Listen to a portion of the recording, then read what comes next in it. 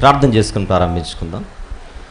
ప్రేమగల తండ్రి, కృపగల దేవ, జీవం గల నాయన, పరిశుద్ధుడైన మహాగొప్ప దేవ, మీకా గ్రంథ ధ్యానంలోనికి మేము ప్రవేశిస్తున్నాం. మరొక్కసారి తండ్రి, ఈ 5వ సెషన్ను కూడా ఆశీర్వదించి తండ్రి, మా వెనికిడిలో మా జీవితాలను, మీ వాక్యం పట్ల అవగాహనను మరింత పెంచమని, మా బ్రతుకులను మరింత మెరుగుపరచమని మీ పాదాల చెంత వేడుకొనుచు యేసు ప్రభు వారి పవిత్రమైన నామములో ఈ ప్రార్థన సమర్పిస్తున్నాము తండ్రి, ఆమెన్. ప్రియులారా, మీకా గ్రంథ వివరణలో ఈరోజు మనము 5వ సెషన్లోనికి ప్రవేశిస్తున్నాం. అధ్యాయంలోనికి ఇంతకు ముందే మనం ప్రవేశించడం జరిగింది. 7 అధ్యాయాలు కలిగిన ఈ పుస్తకాన్ని మనం 3 భాగాలుగా విభజించుకున్నాం. మొదటి 2 అధ్యాయాలు మొదటి భాగముగా, 3-4 అధ్యాయాలు రెండవ భాగముగా, 6-7 అధ్యాయాలు మూడవ భాగంగా మనం విభజించుకున్నాం. 3 భాగాలుగా విభజించుకున్న ఈ పుస్తకాన్ని లేదా ఈ పుస్తకములో 6 సందేశాలను మనం నేర్చుకోబోతున్నామని నేను తెలియజేశాను. ఆ 6 సందేశాలలో ఇప్పుడు మనము మొదటి సందేశంలో ఉన్నాం. అది మనకు మొదటి భాగంలో కనబడుతోంది. ఎక్కడి నుంచి ఎక్కడి వరకు? మొదటి అధ్యాయము 2వ వచనము నుండి అదే అధ్యాయము 16వ వచనం వరకు. ఈ తొలి సందేశానికి ఒక చిన్న టైటిల్ కూడా మనం ఇచ్చుకున్నాం. ఏమిటది? తీర్పును గూర్చిన తొలి దేవోక్తి లేదా మొదటి దేవోక్తి. తీర్పును గూర్చిన లేదా దేవుని తీర్పును గూర్చిన. తీర్పు అనగానే ఇంకా దేవునిదే, అది రాయాల్సిన అవసరం కూడా లేదు. తీర్పును గూర్చిన తొలి దేవోక్తి లేదా మొదటి దేవోక్తి. ఎవరికి తీర్పు? నిన్నటి పాఠాలను లేదా ఎపిసోడ్స్ని మీరు మనసులో ఉంచుకుంటే, షోమ్రోనును గూర్చియు యెరూషలేమును గూర్చియు దేవుడు వెల్లడిపరుస్తున్న తీర్పు ప్రవక్త అయిన మీకా గారి ద్వారా. ఆ తీర్పును వినడానికి సకల జనులను ఆయన ఆహ్వానిస్తున్నాడు. సకల జనులతో పాటు సర్వ సృష్టిని వినమని చెబుతున్నాడు. ఆ సృష్టి యొక్క లక్షణాలు ఏంటో, మౌనంగా ఉన్నట్టుగా కనిపించే ఈ సృష్టి నిజానికి మౌనంగా లేదని, భూమి మీద బ్రతుకుతున్న మనుషుల ప్రతి చర్యను అది భద్రపరుస్తున్నదని లేదా రికార్డ్ చేస్తున్నదని, చరిత్రలో దైవజనులు ప్రజలకు ఏదైనా తెలియజేయాలనుకున్నప్పుడు సాక్షులుగా భూమిని ఆకాశమును నిలబెట్టారని నిన్నటి ఎపిసోడ్లో మనం మాట్లాడుకున్నాం. అది మనం మాట్లాడుకున్నది మనం ఎంతో భయభక్తులతో బ్రతకాలి, లేదంటే భయంకరంగా దేవుని ఎదుట దొరికిపోతాము అని మనల్ని మనం హెచ్చరించుకోవడానికి. ఇక దానిని కొనసాగిస్తూ మనం ముందుకెళ్దాం. ఈరోజు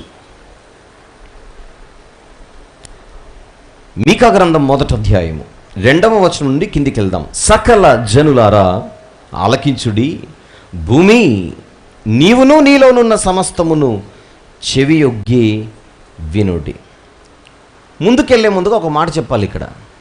భూమి నీవును నీలోనున్న సమస్తమును అంటే భూమి ఒకటే కాదు, భూమి మీద ఉన్న ప్రతి అణువు కూడా వినగలుగుతుందని అర్థం. నీలోనున్న సమస్తమును అంటే అర్థం ఏంటి? అంతా, అన్నీ. అది సృష్టిలో దేవుడు పెట్టిన ఒక గొప్ప లక్షణం. వెళ్దాం, అది మాట్లాడుకున్నాం కనుక. ప్రభువగు యెహోవా మీ మీద సాక్ష్యము పలుకబోచున్నాడు. సృష్టియే సాక్ష్యం అంటేనే మనకు భయం వేస్తుంటే, ఏకంగా దేవుడే సాక్షిగా నిలబడుతున్నాడు. పగవాడై, విరోధై. దేవుడు ఎప్పుడు మన పక్షాన నిలబడితే మనకు ఆనందం, కానీ మనకు విరోధైతే మాత్రం భయంకరమవుతుంది. బైబిల్లో కొన్ని పదాలు ఉంటాయి, మీరు తేడాగా గనుక ప్రవర్తిస్తే నేను మీకు పగవాడనై విరోధినవుతానని అంటాడు. ఆ రెండు మాటలు చూసి మనం ఇక్కడికి వద్దాం. లేవియాకాండము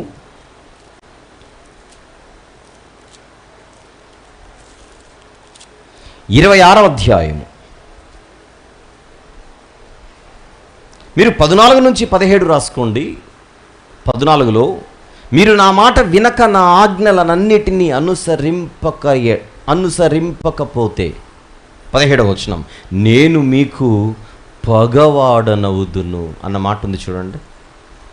నా మాటలను అనుసరించకపోతే నేను మీకు పగవాడనవుదును. అక్కడ పగవాడు అనే పదం ఉంది. ఇప్పుడు ద్వితీయోపదేశకాండంలో మరొక మాట చూద్దాం. 16, 17 వచనములు. నేను డైరెక్ట్గా 17కి వెళ్తున్నాను. కావున నా కోపము ఆ దినమున వారి మీద రగులు కొనును, నేను వారిని విడిచి వారికి విరోధినగుదును అన్న మాట ఉంది చూడండి. అక్కడ వారిని విడిచి నేను విరోధినగుదును, పగవాడనవుదును, విరోధినవుదును.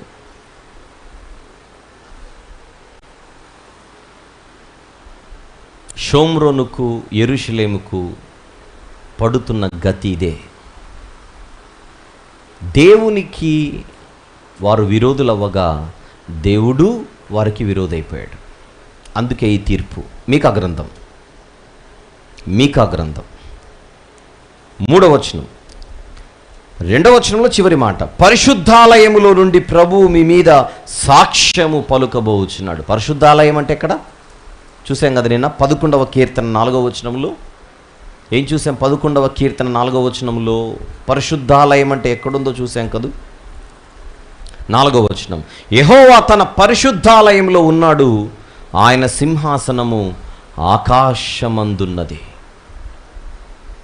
ఆకాశమందున్న పరిశుద్ధాలయం.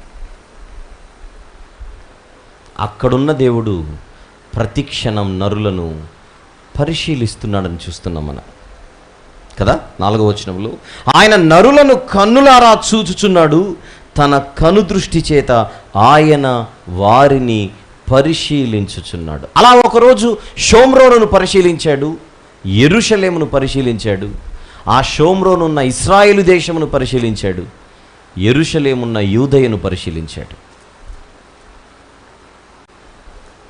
పరిశీలించగా ఆయన త్రాసులో ఈ 2 ప్రాంతాలు తక్కువగా కనబడి దోషులుగా నిలబడినట్టుగా ఈ గ్రంథం మనకు సెలవిస్తోంది.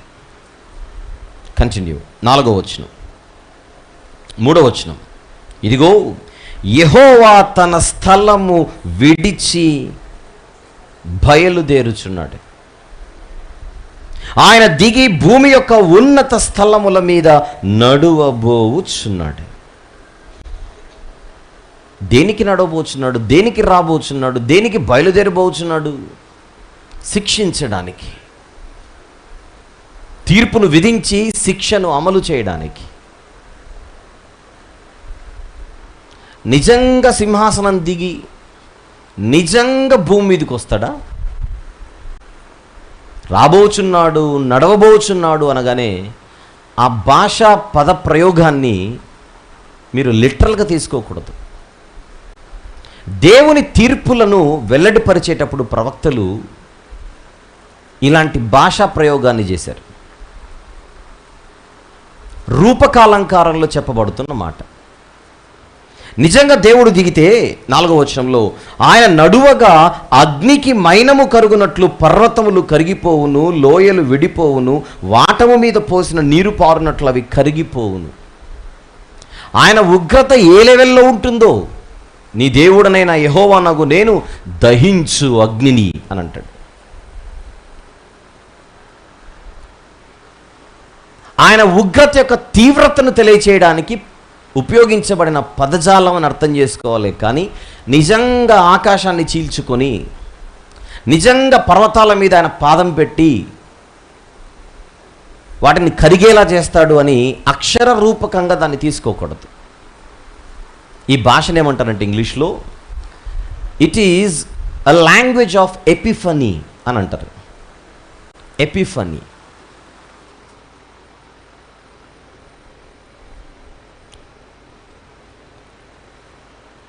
కొన్ని సందర్భాలలో దేవుని తీర్పుల గురించి మాట్లాడేటప్పుడు మిగిలిన ప్రవక్తలు కూడా అలాంటి పదప్రయోగాన్ని చేశారు. చూద్దాం ఒకసారి అలాంటి పదప్రయోగాన్ని. జెఫన్యా గ్రంథం తీద్దాం.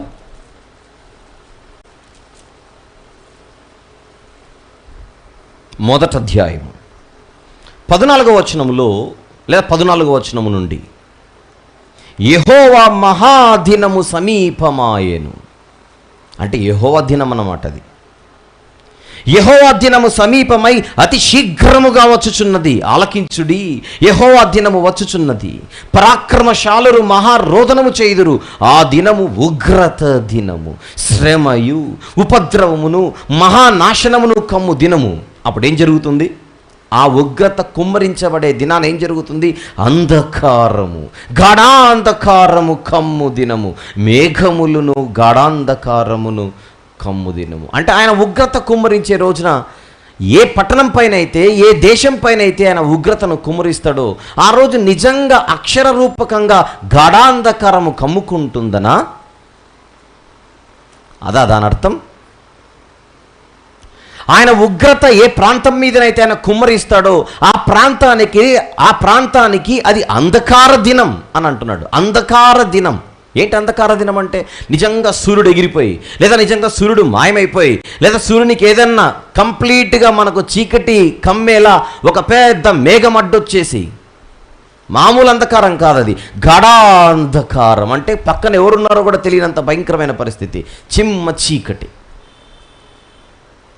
నిజంగా అలా జరుగుతుందా?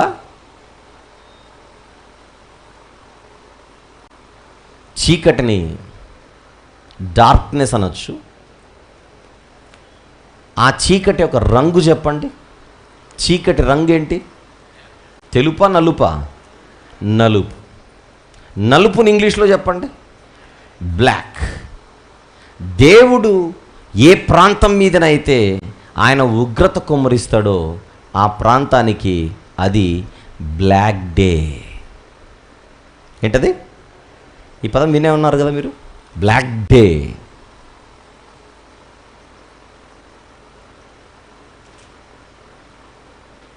భారతదేశంలో ఒక మసీదును కూల్చేసిన దినాన్ని ప్రతి సంవత్సరం దాన్ని ఏమిగా పరిగణిస్తున్నారు ఈరోజు? Black day.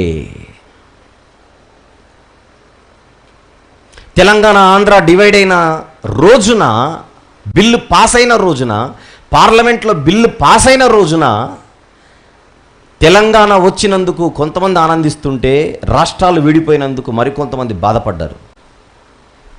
టీవీ కార్యక్రమాల్లో ఎన్నో చర్చా వేదికలు ఏర్పాటు చేసి ఆ రోజు లైవ్ షోలు పెట్టి మాట్లాడుతుంటే సమైక్యాంధ్ర అనేటువంటి నినాదముతో సమైక్యాంధ్ర వాదులు ఎవరైతే ఉన్నారో బిల్లు పాస్ అయిందని బ్రేకింగ్ న్యూస్ రాగానే వాళ్ళు అన్నమాట, ఈరోజు ఈ తెలుగు ప్రజలకి డాష్ చెప్పండి, బ్లాక్ డే. వాళ్ళకి నచ్చలేదు కనుక అన్నారు. అది ప్రజలకు ఏదైనా అన్యాయం జరిగిందని ప్రతిపక్షాలు అనుకుంటే అసెంబ్లీలో వచ్చేటప్పుడు నల్ల బ్యాడ్జిని తగిలించుకొని వస్తారు. ఒక కీడును, ఒక ప్రతికూలతను, ఒక భయంకరమైన దుస్థితిని సూచించే రంగే నలుపు. అది చీకటి యొక్క రంగు. ఏ రోజైతే దేవుడు మనకు విరోధవుతాడో, ఎప్పుడైతే దేవుడు మనకు వ్యతిరేకంగా మన మీద సాక్ష్యము పలకడానికి, తీర్పులు విధించడానికి, శిక్షలు అమలు చేయడానికి ఆయన బయలుదేరతాడో, బయలుదేరడం అంటే నిజంగా చేరిదిగి కాదు, వెల్లడిపరుస్తాడో, అది ఆ ప్రాంత వాసులకు అంధకార కాలం. జెఫన్యా గ్రంథంలో యూదుల గురించి మాట్లాడుతున్నాడు. యూదుల మీదికి రాబోతున్న యెహోవా దినం అది.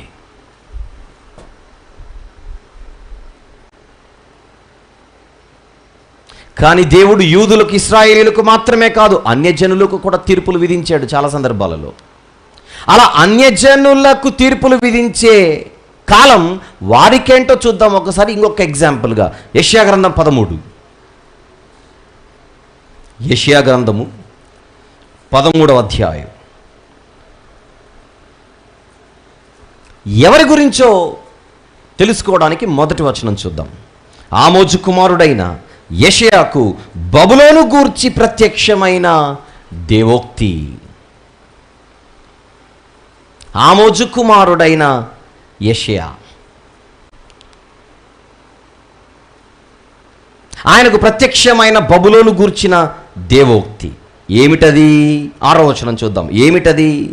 యెహోవా దినము వచ్చుచున్నది. ఎవరి మీదికి?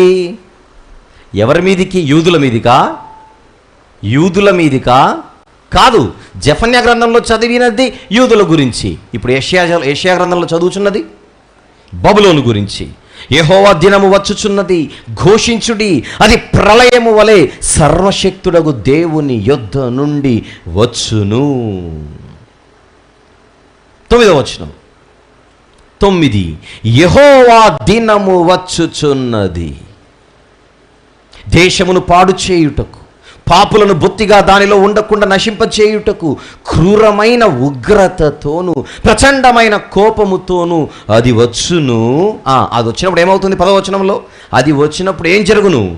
ఆకాశ నక్షత్రములను నక్షత్ర రాసులను తమ వెలుగు ప్రకాశింపనీయవు. ఉదయకాలమున సూర్యునికి చీకటి కమ్మును, చంద్రుడు ప్రకాశించడు. సేమ్, సూర్యునికి చీకటి కమ్మితే చంద్రుడు ప్రకాశించకపోతే ఏం జరుగుతుంది? గాఢాంధకారం. ఎవరికి గాఢాంధకారం? బబులోనీయులకు గాఢాంధకారం. ఇప్పుడు ఈ యొక్క పదజాలాన్ని మీరు అక్షర రూపకంగా తీసుకుంటే, లిటరల్గా తీసుకుంటే, ఓహో, బబులోనీయులను శిక్షించే రోజున దేవుడు సూర్యునికి చీకటి కమ్మ చేశాడట, దేవుడు చంద్రుని ప్రకాశించకుండా చేశాడట, నక్షత్రాలు కూడా ఆరిపోయాయట, మనం స్విచ్ ఆఫ్ చేస్తే లైట్ లాగిపోయినట్టుగా అని ఊహించుకుంటారా? అలా గనుక నిజంగా అక్షరాలా జరిగితే బబులోనీలకే కాదు, భూమి మీద ఉన్న ప్రపంచ ప్రజలందరికీ ఆ రోజు చీకటే. నిజానికి బబులోనీయులు పతనమైన రోజున వారి చేతుల్లో అష్టకష్టాలు పడిన బాధితులందరికీ అదొక అరుణోదయ దినం. అంతేనా? వాళ్ళకేమో వెలుగు. బబులోనీయులు పతనమైతే బాధితులకు వెలుగే కదా. మరి దీన్ని ఎలా అర్థం చేసుకోవాలి? దీనిని ఎలా అర్థం చేసుకోవాలి?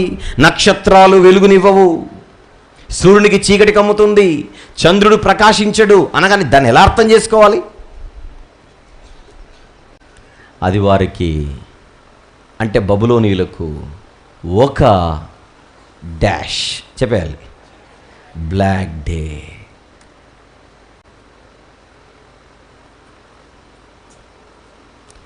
బైబిల్ని ఆలోచించేటప్పుడు అలా ఆలోచించాలి. ఇది నేను ఇంతకుముందు ఐ థింక్ యోవేలు గ్రంథం చెప్పేటప్పుడు ఇవన్నీ చెప్పాను. మీరు ఇంతకీ గ్రంథాలు ఫాలో అవుతుండండి. మీరు ఫాలో అవుతుంటే రాబోయే కాలంలో మీరు వినే గ్రంథాలన్నీ కూడా ఈజీగా అర్థమైపోతుంటాయి. దట్టు గ్రంథ వివరణ అనేసరికి మీరు ముందే మానసికంగా ప్రిపేర్ అయ్యి మొదటి భాగం మొదటి మాట నుంచి చివరి భాగం చివరి మాట వరకు మీరు వింటేనే గ్రంథం అర్థమవుతుంది. ఏదో మొదటి 2 రోజులు లేదు, తర్వాత 2 రోజులు లేదా లాస్ట్ 2 రోజులు ఈ లెక్కలు వేసుకుంటే ఇక్కడ కుదరవు. గ్రంథాలకు అవి కుదరవు. జాగ్రత్తగా నేర్చుకోవాలి, జాగ్రత్తగా నేర్చుకోవాలి. షోమ్రోను మీదికి, యెరూషలేము మీదికి దేవుడు రాబోచున్నాడంటే ఉగ్రతను కురిపించబోతున్నాడని అర్థం. దానికోసం ఆయన నడువగా పర్వతములు కరిగిపోవును అలాంటి పదజాలాన్ని వాడాడు. ఇంకొన్ని చూద్దాం ఒకసారి. నహూము గ్రంథం దయచేసి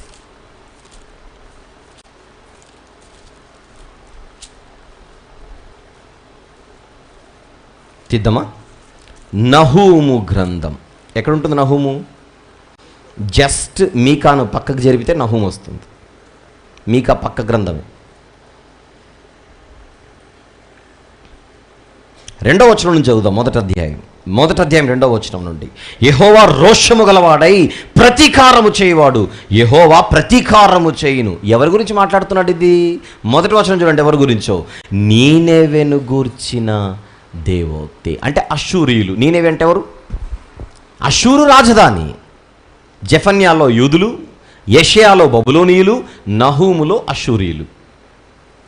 అంటే భాషను ఎలా అర్థం చేసుకోవాలో చెప్పడానికి ఎగ్జాంపుల్గా ఇస్తున్నాను. అది 2వ వచనం, యెహోవా రోషము గలవాడై ప్రతీకారము చేయవాడు, యెహోవా ప్రతీకారము చేయును, ఆయన మహోగ్రత గలవాడు, యెహోవా తన శత్రువులకు ప్రతీకారము చేయును, తనకు విరోధులైన వారి మీద కోపముంచుకొనును. 3వ వచనం, ఆయన దీర్ఘశాంతుడు, మహాబలము గలవాడు, ఆయన దోషులను నిర్దోషులుగా ఎంచడు, యెహోవా తుఫానులోను సుడిగాలిలోను వచ్చువాడు, మేఘములు ఆయనకు పాదధూళిగా ఉన్నవి, ఆయన సముద్రమును గద్దించి ఆరిపోజేయును, నదులన్నిటినీ ఆయన ఎండిపోజేయును. 5వ వచనంకి వచ్చేద్దాం డైరెక్ట్గా. పోనీ, బాషానును కర్మెలును వాడిపోవును, లెబానోను పుష్పం వాడిపోవును, ఆయనకు భయపడి పర్వతములు కంపించును, కొండలు కరిగిపోవును. ఆ పదజాలాన్ని చూపించడానికి ఇక్కడికి వస్తున్నాను. నహూము గ్రంథం స్టార్ట్ చేయట్లేదు ఇప్పుడు. కొండలు కరిగిపోవును, కరిగిపోవును, ఆయన ఎదుట భూమి కంపించును, లోకమును అందరి నివాసులందరూ వణికిపోతారు. ఆ తీవ్రత, ఆయన ఉగ్రత యొక్క తీవ్రతను వర్ణిస్తున్న తీరు, ఆ పదజాలాన్ని చూసిన తర్వాతనైనా అమ్మో అని మనిషి భయము నుండి పాపము చేయకుండా జాగ్రత్త పడడానికి దేవుడు తన ప్రవక్తల ద్వారా హెచ్చరిస్తున్న తీరిది. అదే మనం మీకాలో చూస్తున్నాం ఇప్పుడు. మొదటి అధ్యాయంలో 3వ వచనం, యెహోవా తన స్థలము విడిచి బయలుదేరుచున్నాడు, ఆయన దిగి భూమి యొక్క ఉన్నత స్థలముల మీద నడువబోవుచున్నాడు. ఉన్నత స్థలములు, బైబిల్లో ఉన్నత స్థలాలకి 2 అర్థాలు ఉన్నాయి. ఇది మనం ఎప్పుడు మనసులో పెట్టుకోవాలి. బైబిల్లో ఎక్కడైనా ఉన్నత స్థలములు అనగానే ఇది ఏ అర్థంలో ఉన్నదో అని ప్రశ్న వేసి దాన్ని ఆలోచించాలి. సహజంగా భూమి యొక్క ఉన్నత స్థలములు అంటే పర్వతాలు, అంతే కదా. భూమికి ఎత్తుగా ఉండేదేంటి? అవే ఉన్నత స్థలాలు, పీక్స్, ఉన్నత శిఖరం.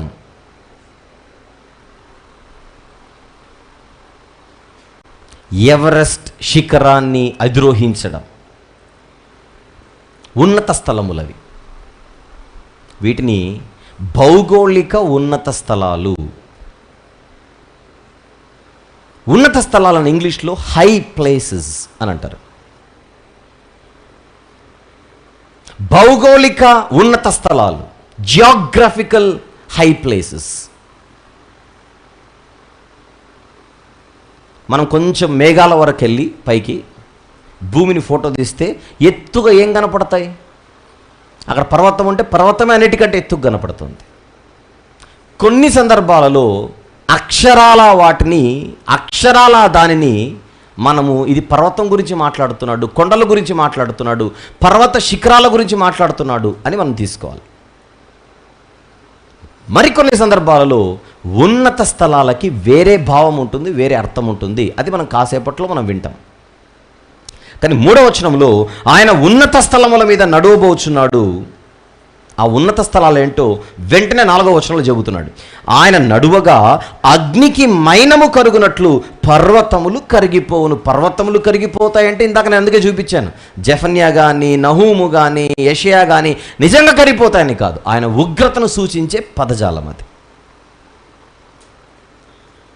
అదేనా?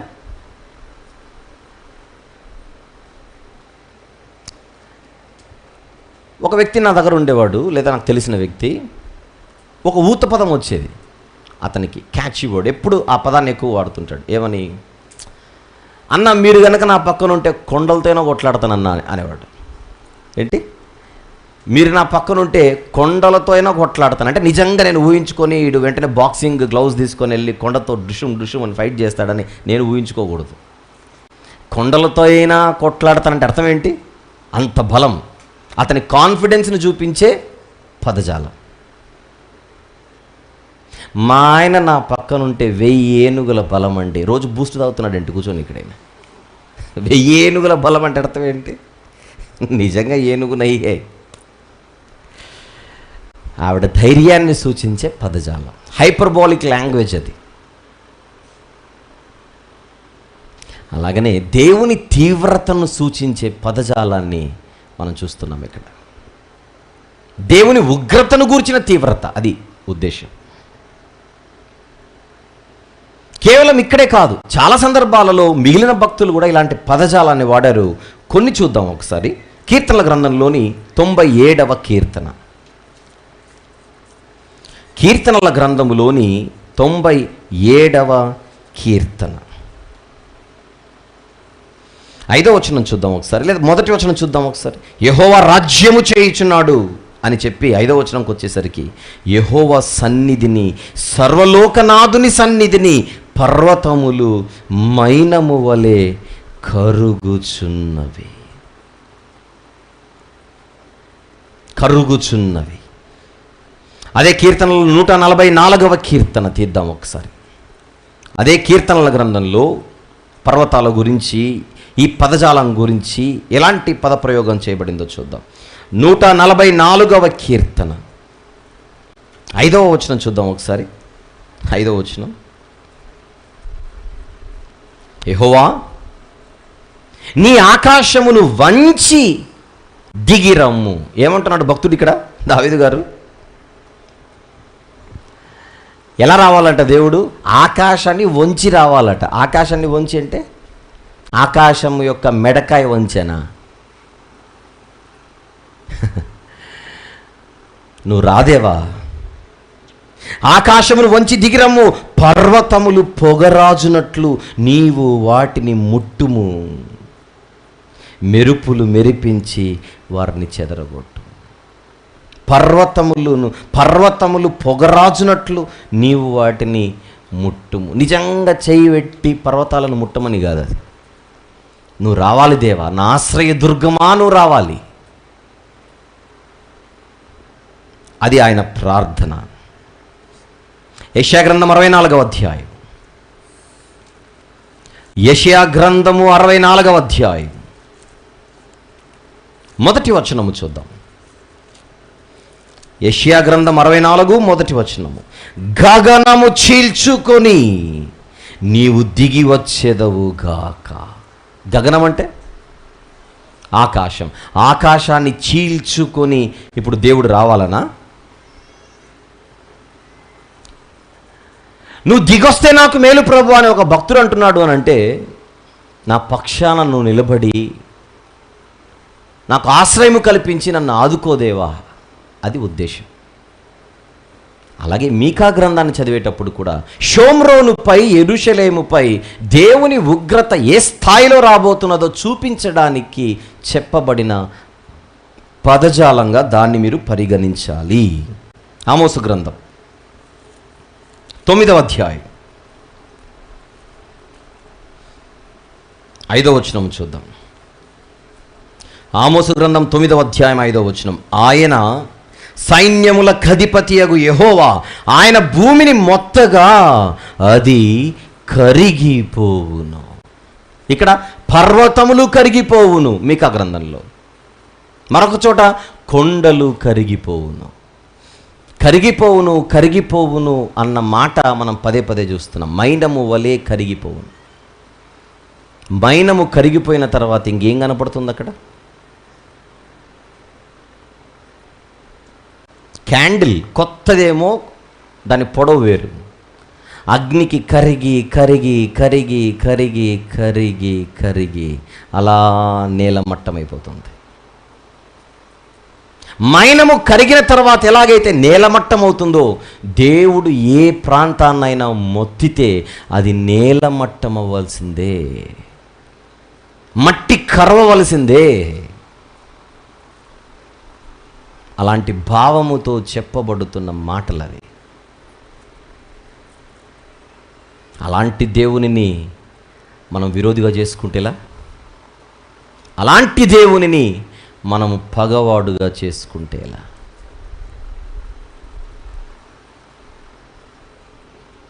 వాళ్ళు మారాలని దేవుడు కోరుకున్నాడు. షోమ్రోను కానీ, యెరూషలేము కానీ, లేదా యూదులు, ఇశ్రాయేలీలు.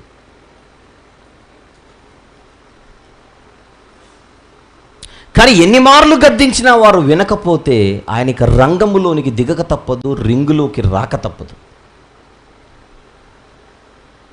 నేను ఈ మాటలు చెబుతుంటే మీరందరూ మీకా గారి కాలంలోనే ఇంకా ఉన్నారు కదా, అలా వినకూడదు వాక్యం. మీకు ఏం ఆలోచనలు పుట్టాలి ఇప్పుడు? అలాంటి దేవుడు మారకపోతే వారిని ఆ రీతిగా శిక్షించిన దేవుడు, నేను కూడా మారకపోతే నా గతి కూడా అదే కదా. ఆ క్వశ్చన్ పుట్టకపోతే మీరు వింటున్నందుకు ప్రయోజనం ఉండదు. మనల్ని కూడా ఎంతమంది ఎన్ని మార్లు హెచ్చరించలేదు? చిన్ననాట నుండి హెచ్చరిస్తూనే ఉన్నారు. మార్చుకోవలసిన ఉంటే మార్చుకోవాలి, మారవలసిన అవసరం ఉంటే మారాలి. మారు మనస్సు పొంది పాపక్షమాపణ నిమిత్తం ఏం చేయాలి? బాప్తిస్మం తీసుకోవాలి. ఎంతమంది చెప్పలేదు? ఇంతమంది చెప్పినా మనం మారట్లేదంటే కారణం ఏంటి? ఏమవుతుందో చూద్దాములే అన్న ధీమానా? ఎల్ఐసిలో పొరపాటున బీమా ఉందనా? ఏంటి? What's our confidence here?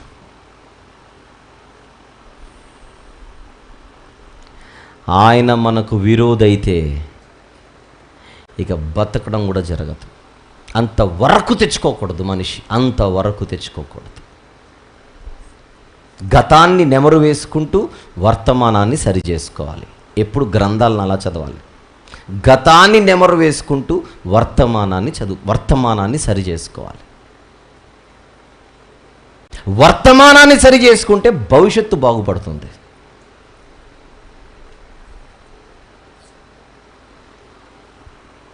చూద్దాం మళ్ళీ మీకాలో. అగ్నికి మైనము కరుగునట్లు పర్వతములు కరిగిపోవును, లోయలు విడిపోవును, వాటము మీద పోసిన నీరు పారునట్లు అవి కరిగి పారును. వాటము మీద పోసిన నీరు అంటే అర్థం ఏంటి? వాటము అంటే అర్థం ఏంటి? స్లోప్లో పైన నీళ్ళు పోసామంటే నీళ్ళు కిందికి వెళ్తాయి. వాటము మీద నీరు పోసినట్లు పర్వతాలైనా కొండలైనా కరిగి అవి పారుకుంటూ వెళ్ళిపోతాయట, ఉండాల్సిన చోట ఉండకుండా.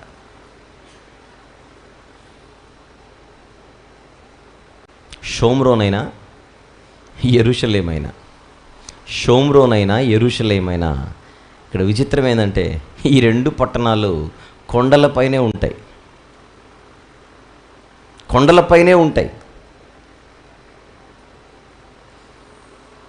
కానీ దేవుడు దెబ్బ కొడితే కొండ మీద ఉన్నోళ్ళు దారి చూసుకొని వాటము మీద నీరు ఎలాగైతే జారిపోతుందో ఆ ప్రాంతం నుంచి మీరు జారిపోవాల్సిందే, ఉండలేరు. వాటము మీద నీరు పోస్తే నీరు ఎలాగైతే నిలవదో మీ ప్రాంతాల్లో మీరు ఉండలేరు. కొండ మీద ఉన్నాగా మమ్మల్ని కొట్టేవాడెవడు అన్న ధీమా ఉంటే పనికిరాదు.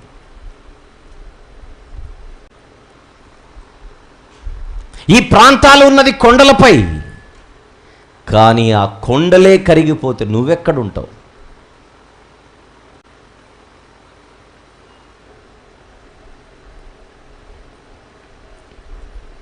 మరొక్కసారి చదువుకుందాం 4వ వచనం. ఆయన నడువగా అగ్నికి మైనము కరుగునట్లు పర్వతములు కరిగిపోవును, లోయలు విడిపోవును, వాటము మీద పోసిన నీరు పారునట్లు అవి కరిగి పారును. త్వరలో ఇశ్రాయేలీల గతిని సూచిస్తున్న మాటలవి. శత్రువులు ఇశ్రాయేలీలపై దాడి చేస్తే వారి అడ్రస్ ఎలాగా గల్లంతవుతుందో చెబుతున్న మాటలవి, పదజాలం అది. ఏమంటున్నాడు 5వ వచనంలో చూద్దాం. యాకోబు సంతతి చేసిన తిరుగుబాటును బట్టియు, ఇశ్రాయేలు సంతతి వారి పాపములను బట్టియు ఇదంతయు సంభవించును. ఏదంతయు సంభవించును? పర్వతాలు కరిగిపోవడం, కరిగిపోయి పారుకుంటూ వెళ్ళిపోవడం, భౌగోళిక పర్వతాల గురించి కాదు. అనుకుంటున్నావో దాన్నే దెబ్బతీస్తా నేను. నిలవడానికి చోటు కూడా లేకుండా నువ్వు పారిపోవలసిన పరిస్థితి వస్తుంది. పారిపోవలసిన పరిస్థితి. ఎవరి గురించి మాట్లాడుతున్నారు ప్రభువా మీరు అని అడిగితే, యాకోబు సంతతిని గూర్చి అన్నాడా 5వ వచనంలో. ఇశ్రాయేలు సంతతి. ఈ సందర్భంలో 10 గోత్రాల వారు అని అనుకోవాలి. మొదట మీరు 10 గోత్రాల వారు అనుకోండి. యాకోబు సంతతి అంటే ఒకటేసారి 12 మందిని అనుకోకుండా ఫస్ట్ 10 అనుకోండి. రాజ్యం డివైడ్ అయిపోయిన తర్వాత రాయబడుతున్నటువంటి గ్రంథము కదా మరిది. యాకోబు సంతతి చేసిన తిరుగుబాటును బట్టి, ఇశ్రాయేలు సంతతి వారి పాపములను బట్టి ఇదంతయు సంభవించును. యాకోబు సంతతి వారు తిరుగుబాటు చేయుటకు మూలమేది? అది షోమ్రోనే కదా. షోమ్రోనే కదా. ఇశ్రాయేలీల రాజధాని పట్టణమైన షోమ్రోను కదా.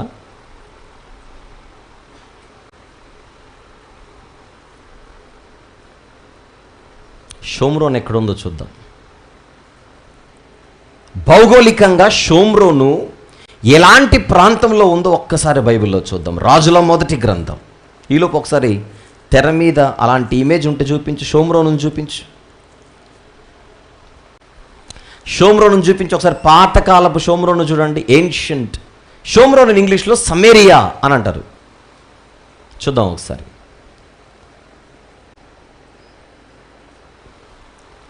షోమ్రోను ఉందా? కొంచెం అలర్ట్గా ఉండాలి ఇక మీరు. సరే, ఈలోపు వచ్చేద్దాం. రాజుల మొదటి గ్రంథం వచ్చిందట. అదండి నిజంగా షోమ్రోను యొక్క పురాతన శిథిలాలు చూస్తున్నారుగా. అయితే అది లోయలో ఉందా, మైదానంలో ఉందా, లేకపోతే ఇంకెక్కడుంది? అది తెలుసుకోవడానికి బైబిల్లోకి వద్దాం. రాజుల మొదటి గ్రంథం 16వ అధ్యాయం. రాజుల మొదటి గ్రంథం 16వ అధ్యాయం. మనకు బాగా తెలుసు అహాబు, యెజెబెలు, అహాబులు. అహాబు యొక్క తండ్రి ఒమ్రీ. అహాబు తండ్రి ఎవరు? ఒమ్రీ. రైట్. ఇతను ఏం చేశాడో చూద్దాం. 24వ వచనం, 16వ అధ్యాయం 24వ వచనం.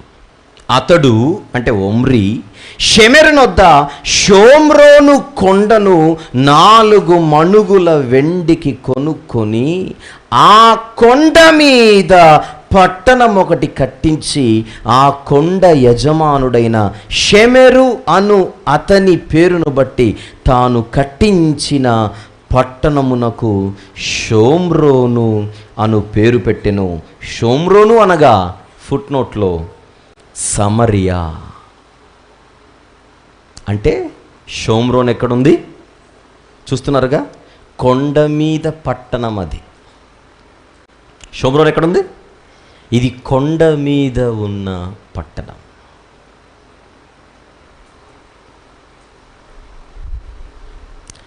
నిన్న చెప్పాను కదా, యెరూషలేము కూడా కొండ మీదే ఉంది, షోమ్రోను కొండ మీదే ఉంది. అసలు దేవునికి వాళ్ళు అనుకూలంగా, విధేయులుగా, భక్తులుగా ఆయననే అంటి పెట్టుకొని బ్రతికితే ఆ కొండ మీద నుండి వీరిని దింపేవారెవరు? చూడ్డానికి కూడా కొండ మీద పట్టణం అంటే ఆ చూడ్డానికి ఎంత గంభీరంగా ఉంటుంది. ఎవడైనా దాన్ని చూడాలంటే ఇక తలకాయ పైకెత్తాల్సిందే. అలాంటి స్థితి షోమ్రోనుది. కానీ ఈ కొండ మీద ఉన్న ఈ పట్టణం దేవునిని శత్రువుగా చేసుకుంది. కాపాడుతుందా ఈ కొండ? మరి కాపాడదు. కొండ మీదుండి కొండంత బలం ఉంది అని అనుకున్నదేమో షోమ్రోను. కొండ మీద నుండి కొండంత బలం ఉంది అనుకుంటోంది షోమ్రోను. ఎదోమీలు కూడా అంతే, వాళ్ళు కొండలలో నివసించేవారే.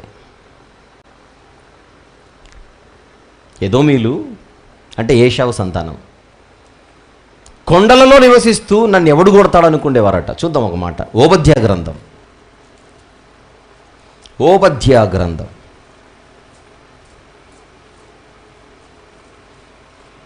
అధ్యాయం ఉంటుంది 3వ వచనం చూద్దాం. 1వ అధ్యాయం ఉంటుంది 3వ వచనం. అత్యున్నతమైన పర్వతముల మీద ఆసీనుడై ఉండి కొండ సందులలో నివసించువాడా ఎదోము. వాళ్ళు షెయిరు పర్వతారణ్యములో, షెయిరు కొండలలో, షెయిరు అరణ్యములో వారు నివసిస్తూ ఆ కొండలలో ఉంటూ వాళ్ళు అనుకుంటున్నారు, నన్ను క్రిందికి పడద్రోయగలవాడు ఎవడని అనుకునువాడా. అది ఎదోమీయుల గర్వం. నీ హృదయపు గర్వము చేత నీవు మోసపోతివి. పక్షిరాజు గూడంత ఎత్తున నివాసము చేసుకుని నక్షత్రములలో నీవు దాన్ని కట్టినను అచ్చట నుండి నేను నిన్ను క్రింద పడవేతును. ఇదే యెహోవా వాక్కు. సృష్టికర్త నుంచి నిన్ను తప్పించడానికి సృష్టి సరిపోతుందా? సరిపోదు. కొండ మీద ఉన్న ఈ పట్టణం దేవునికి విరోధి అయి ఆయన తీర్పులను ఆహ్వానించి ఎదుర్కొంటోంది. ఇప్పుడు ఒకవేళ మన జీవితంలో కూడా ఈరోజు కొండలాంటి బలము మనకేమైనా ఉందేమో, దేన్నో చూసి మనం బలం బలం బలం అనుకుంటున్నామేమో. కొంతమందికి డబ్బులు ఎక్కువ ఉన్నాయనుకోండి, ఇంకా పట్టలేం. దీని ఏ బలం అంటారు? ధన బలం. డబ్బుంటే దేని దింపొచ్చట? కొండ మీదున్న కోతినైనా దింపొచ్చట. నేను వస్తాను, ఎవరైనా తీసుకొని రండి, మళ్ళీ ఇస్తాను, నేను ఇస్తాను డబ్బులు, కొండ మీద కోతిని తీసుకొని రండి అంటారు. అంతే. డబ్బుతో అన్నీ చేయొచ్చా? డబ్బుతో అన్నీ చేయొచ్చా? ఎడమవైపు చొక్కాకు జేబు ఉంటుంది, జేబులో డబ్బులు ఉంటాయి. జేబు వెనకల గుండెకాయ ఉంటుంది. దానికి అటాక్ అయితే హార్ట్ అటాక్ అంటారు. జేబు వెనకల గుండెకు అటాక్ అయితే జేబులోని డబ్బులు కాపాడలేకపోతున్నాయే కదా. ఆయన ఎలా చచ్చిపోయారండి? హార్ట్ స్ట్రోక్ అండి. డబ్బులు లేవేంటి? ఉన్నా చచ్చిపోయాడు. నీ దగ్గరున్న సొమ్ము నీ ఒంటినే కాపాడలేకపోతుంది. దాన్నా నువ్వు నమ్ముకున్నది, దానినా నువ్వు నమ్ముకున్నది ధనబలమని. కొంతమందికి డబ్బులుంటే మహాగర్వం. దేవుడు కనపడ్డు, ఆ దైవదాసులు కనపడరు, దేవుని పిల్లలు కనబడరు. నోటికి ఎంతొస్తే అంత మాట్లాడడమే, నోటికి ఎంతొస్తే అంత మాట్లాడడమే. ఏంటి నీ దగ్గర ఉన్న బలం? ధనం. దేవుని సేవకుల దగ్గర వాక్యం ఉంది. ఆ వాక్యం వారిని పరలోకానికి తీసుకొని వెళ్తుంది. నీ దగ్గర ఉన్న డబ్బు అది బలం కాదు, వాపు. ఏంటది? వాపు. ఆ వాపుని చూసి నువ్వేమనుకుంటున్నావు? బలం బలం బలం బలం. ధనానికి ఆల్రెడీ పడిపోయావు నువ్వు. ధనాశతో ఆల్రెడీ పడి ధన దెబ్బ తగిలింది నీకు. ధన దెబ్బ తగిలితే వచ్చేది వాపు. కింద పడితే దెబ్బ తగిలితే వచ్చేది వాపేగా.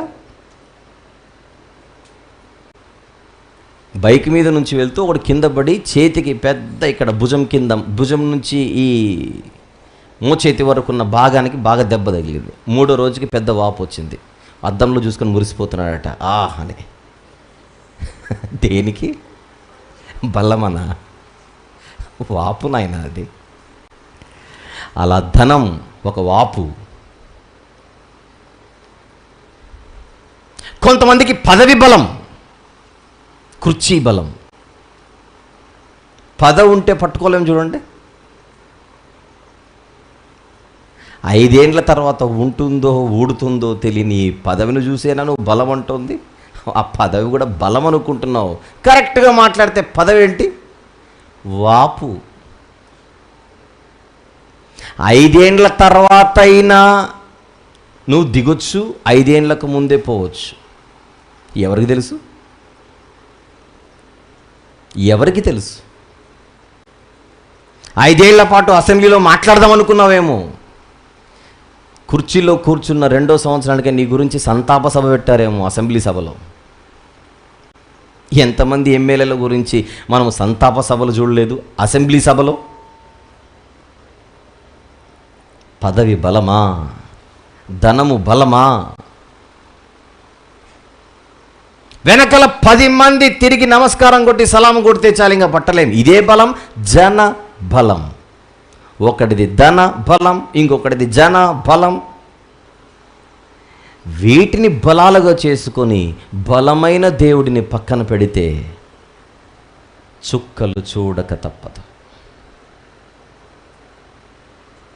షోమ్రోను చేసిన తిరుగుబాటు. 5వ వచనం మీకా గ్రంథం 1వ అధ్యాయం. యాకోబు సంతతి చేసిన తిరుగుబాటును బట్టియు ఇశ్రాయేలు సంతతి వారి పాపములను బట్టియు ఇదంతయు సంభవించును. ఏం చేశారట వీళ్ళు? తిరుగుబాటు. ఎవరి మీద తిరుగుబాటు? ఎవరి మీద తిరుగుబాటు? దేవుని మీద. ఏమి చూసుకొని తిరుగుబాటు? ఏదో నమ్ముకున్నారు వీళ్ళు, దేనినో ఆశ్రయించారు వీళ్ళు. ఆశ్రయ దుర్గాన్ని పక్కన పెట్టేశారు. ఇది గతం. ఇప్పుడు మనం చూడవలసింది వర్తమాన కాలం. మన జీవితంలో ఇలాంటి తప్పు చేస్తున్నామేమో. పక్కన పెట్టి దేవుణ్ణి ఆ తప్పు చేయకుండా మనం జాగ్రత్త పడదాం. షోమ్రోన్ ఎక్కడుందని చూస్తే మనం రాజుల గ్రంథంలో, కొండ మీద పట్టణం అది, కొండ మీద. Right, next. యూదా వారి ఉన్నత స్థలములు ఎక్కడివి? యెరూషలేములోనివే కావా? ఒకవైపు షోమ్రోను గురించి మాట్లాడాడు, వెంటనే యెరూషలేము గురించి మాట్లాడుతున్నాడు. ఒకవైపు షోమ్రోను గురించి మాట్లాడాడు, వెంటనే యెరూషలేము గురించి. 2 రాజధానుల గురించిన దేవోక్తి. ఏంటి యెరూషలేము దగ్గర జరుగుతున్న తప్పు? యెరూషలేములో జరుగుతున్న తప్పేంటి? యెరూషలేములో ఉన్నత స్థలములు కనబడుతున్నాయట దేవునికి. అదేనా? యూదా వారి ఉన్నత స్థలములు ఎక్కడివి? యెరూషలేములోనివే కావా? అంటే యెరూషలేమును దేవుడు శిక్షించడానికి కారణం ఆ యెరూషలేములో కనబడుతున్న ఉన్నత స్థలాలన్నమాట. ఇందాక చెప్పాను, ఉన్నత స్థలం అనే పదాన్ని మనసులో పెట్టుకోమని. యెరూషలేములో ఉన్నత స్థలాలు ఉన్నాయా? ఉంటే తప్పేంటి? ఏంటి ఉన్నత స్థలం అంటే? చెప్పాను, ఉన్నత స్థలానికి లేదా ఉన్నత స్థలాలకు 2 అర్థాలు ఉంటాయని చెప్పాను ఇంతకు ముందే, పావుగంట ముందు. రాసుకున్నారో లేదో అది. ఉన్నత స్థలాలకు బైబిల్లో 2 అర్థాలు ఉంటాయి. ఆ 2 అర్థాలలో మీరు చదువుతున్న ఆ వాక్య భాగములో ఏ అర్థంలో వస్తున్న ఉన్నత స్థలం అది? కొద్దిసేపు యెరూషలేం గురించి మాట్లాడుతున్నాం కనుక ఒక మాట.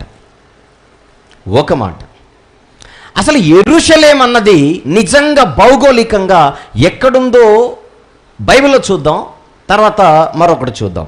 కీర్తనల గ్రంథము, ఆ కీర్తనల గ్రంథములోని 48వ కీర్తన, 48వ కీర్తన 2వ వచనం చూద్దాం. 2వ వచనం. ఉత్తర దిక్కున మహారాజు పట్టణమైన సియోను పర్వతము. ఏంటి సియోను పర్వతం అంటే? ఇక్కడ సియోను మహారాజు పట్టణం అని దేనికి పేరు? యెరూషలేముకి. ఉత్తర దిక్కున మహారాజు పట్టణమైన సియోను పర్వతము రమ్యమైన ఎత్తుగల చోట ఉంచబడి సర్వభూమికి సంతోషకరముగా ఉన్నది. యెరూషలేము ఎక్కడుంది? ఎత్తుగల చోట. ఆ పదాన్ని చూడాలి మీరు. ఎత్తుగల చోట, మహారాజు పట్టణము ఎత్తుగల చోట ఉండి ఎవరికి సంతోషముగా ఉన్నది? ఎవరికి సంతోషముగా ఉన్నది? సర్వ భూమికి సంతోషముగా ఉన్నది. విలాపవాక్యములు మరొక మాట చూద్దాం. విలాపవాక్యములు 2వ అధ్యాయం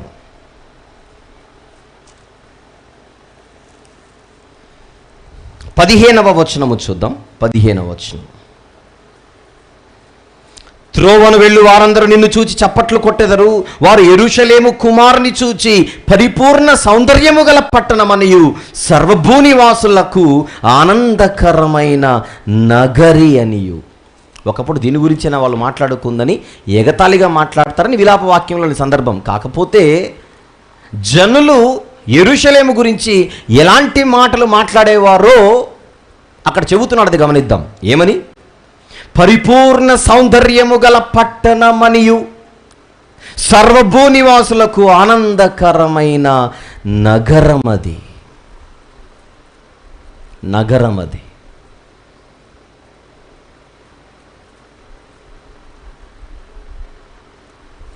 ఎక్కడుంది? ఎత్తుగల చోట. నిజంగానే ఎత్తుగల చోటు ఉందా? నిన్న చూశారు కదా మ్యాప్లో. ఇంకొకసారి చూద్దాం. యెరూషలేము యొక్క అడ్రస్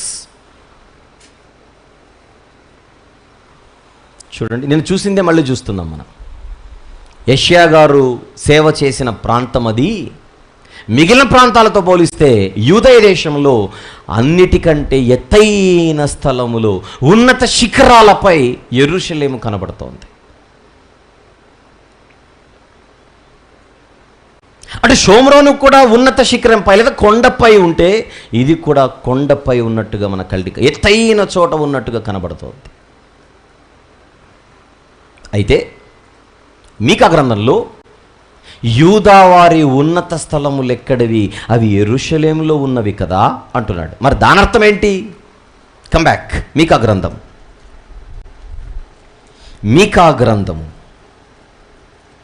1వ అధ్యాయం 5వ వచనంలో యూదావారి ఉన్నత స్థలములు ఎక్కడివి? యెరూషలేములోనివే కావా? ఆల్రెడీ యెరూషలేమే ఉన్నత స్థలములో ఉంది. ఆ ఉన్నత స్థలములో మళ్ళీ ఉన్నత స్థలాలేంటి? అదేంటో తెలుసుకునే ముందుగా ఇంకొక వచనం చూద్దాం. ఇంకొక వచనం. దేవుడు ఇశ్రాయేలీయులను ఉన్నత స్థానంలో ఉంచాలని ఆశపడినట్టుగా పాత నిబంధనలో ఒక మాట చూద్దాం. ద్వితీయోపదేశకాండము 33వ అధ్యాయం 32 చూద్దాం. ముందుగా ద్వితీయోపదేశకాండము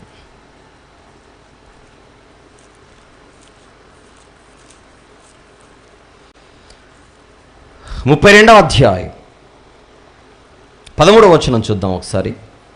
13వ వచనం.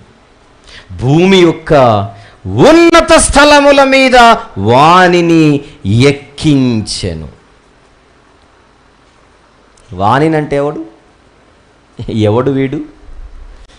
12 గోత్రాల వారైన ఇశ్రాయేలీలందరినీ కలిపి ఒక వ్యక్తిగా సంబోధిస్తూ చెబుతున్న మాటది.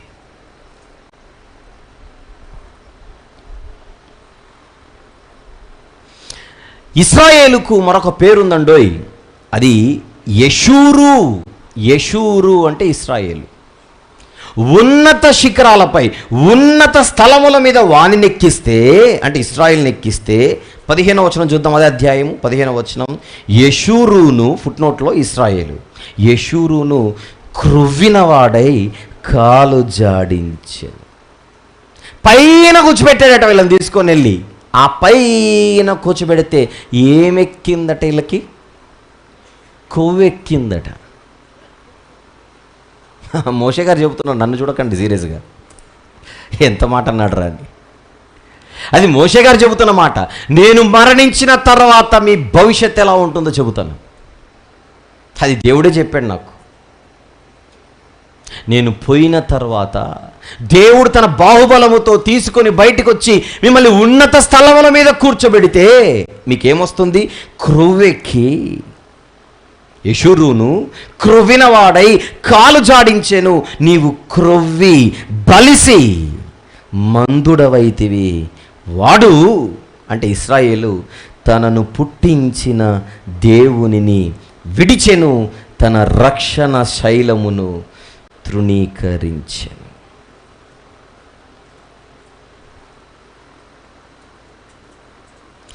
జరగబోయే సంగతిని మోషే గారు ముందే చెబుతున్నాడు, ప్రవక్త గనుక.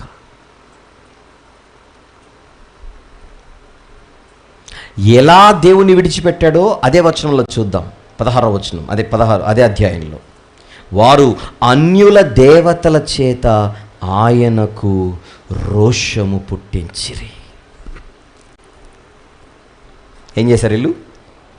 అన్యుల దేవతల చేత ఆయనకు రోషము పుట్టించిరి, హేయ కృత్యముల చేత ఆయనను కోపింపజేసిరి. అంటే దేవునిని విడిచిపెట్టి ఇతర ఆరాధనలోనికి వెళ్ళిపోయారు. ఎవరు? ఇశ్రాయేలీలు, అంటే 12 గోత్రాల వారు. రాజ్యము డివైడ్ అవ్వకముందు వాళ్ళ పరిస్థితి అదే, రాజ్యము డివైడ్ అయిన తర్వాత కూడా పరిస్థితి అదే.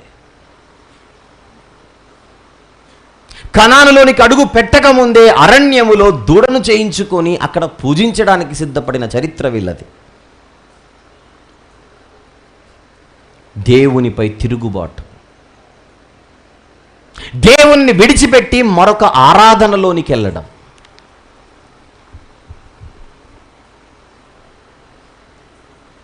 ఇప్పుడు అన్యుల గురించి ఒక మాట చెబుతాను. అంటే అక్కడున్న అన్యులు, మీరు ఇండియాలో ఉన్న అన్యుల గురించి ఆలోచించకండి. మనం మాట్లాడుతుంది బైబిల్. బైబిల్లో పాత నిబంధనలో అన్యులు, వారి ఆరాధన స్థితి, ఆరాధన పద్ధతి ఎలాగుండేది అని చూస్తే, వారి దేవతలకు కొన్ని ఉన్నత స్థలాలు కట్టుకునేవారు. ఉన్నత స్థలాల దగ్గరకు వస్తున్నాను. మనం దాని గురించే కదా మీకా గ్రంథంలో ప్రశ్నించింది. ఉన్నత స్థలానికి 2 అర్థాలు ఉన్నాయని చెప్పాను. ఒకటి, పర్వతాల మీరు ఉన్నత స్థలాలనండి, నో ప్రాబ్లం. నిజంగానే భూమి మీద ఎత్తైన స్థితిలో ఉంటాయి కనుక అవి ఉన్నత స్థలాలు, హై ప్లేసెస్. అది మాత్రమే కాకుండా అన్యులు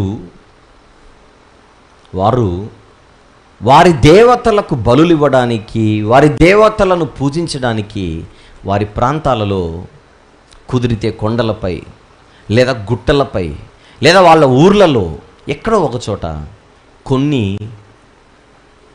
ప్రత్యేకమైన కట్టడాలు ఏర్పరచుకునేవారు. వాటిని ఉన్నత స్థలాలు అని అంటారు. ఉదాహరణకు ఉన్నత స్థలాలు అంటే ఏదో పెద్ద బిల్డింగ్ అంత ఉంటాయని కాదు. ఇప్పుడు ఈ టెంట్ కిందనే చూడండి, మీరందరూ కూర్చున్న ప్రాంతం మైదానం లాగుంది. ఆ మైదానంలో మీటింగ్ కోసం, తరగతుల కోసం ఇక్కడ ఒకటి ఏర్పాటు చేశారు. ఏంటిది? స్టేజ్. మీరున్న ప్రాంతం కంటే ఇది ఎత్తుగా ఉందా, కిందికి దిగిందా? ఇది ఎత్తులో ఉంది, స్టేజ్ ఎత్తులో ఉంది. మీ కంటికి ఇది ఎలా కనపడాలి? ఇప్పుడు ఇది ఒక ఉన్నత స్థలం, హై ప్లేస్. ఉన్నత స్థలాన్ని ఏమంటాం? హై ప్లేస్ అంటాం.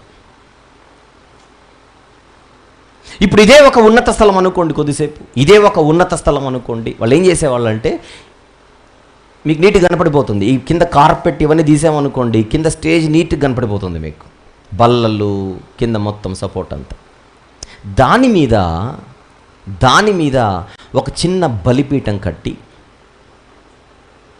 ఆ బలిపీఠం పక్కన ఒక రాతితోనో ఒక చెక్కతోనో ఒక ఆకారాన్ని నిర్మించి, అది దూడ కావచ్చు లేకపోతే ఇంకే రూపమైన కావచ్చు, ఏర్పరిచి ఆ ఉన్నత స్థలం అంటే ఇది, ఆ ఉన్నత స్థలంపై బలిపీఠం, ఆ బలిపీఠంపై అక్కడున్న ఆకారంలో కనబడుతున్న దేవునిగాను లేదా దేవతగాను పిలువబడుతున్న దానికి వీళ్ళు బలులు అర్పించేవారు, బలిపీఠము కట్టి. ఇవి కోకొల్లలుగా ఉండేవి అన్యుల మధ్య, కోకొల్లలుగా. అందుకే దేవుడు ఇశ్రాయేలీలతో ఒక్కసారి మీరు ఆ దేశాన్ని స్వాధీనపరుచుకున్న తర్వాత మీరు ఏం చేస్తారని ఆయన చెప్పాడో ఒక మాట చూద్దాం. ద్వితీయోపదేశకాండం అగైన్ 33వ అధ్యాయం. ద్వితీయోపదేశకాండము 33వ అధ్యాయం. దీవిస్తున్నాడు. 29వ వచనము చూద్దాం, చివరి వచనం. మోషే గారు మరణించే ముందు వారిని దీవిస్తున్నాడు. 32వ అధ్యాయంలో లెసన్ ఇచ్చి, క్లాస్ వీకి చెప్పాల్సినవని చెప్పి, ఇవ్వాల్సిన షంటింగ్లన్నీ ఇచ్చి వెళ్ళిపోయే ముందు ఆయన ఇస్తున్న చివరి సందేశం, ఆశీర్వాదం.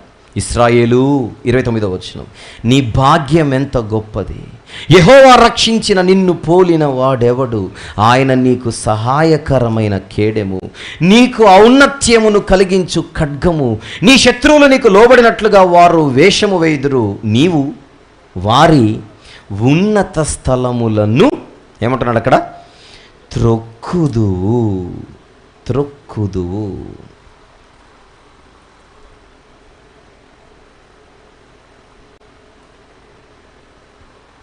అంటే అన్యులకు ఏమున్నాయని అర్థమైపోతుంది. క్లూ అక్కడ ఉన్నత స్థలాలు. ఉన్నత స్థలాలు అంటే ఎలా ఉంటాయి? ఇప్పుడు నేను చెప్పానుగా, దీన్ని మీరు ఊహించుకుంటే ఉన్నత స్థలం అలా ఉంటుంది.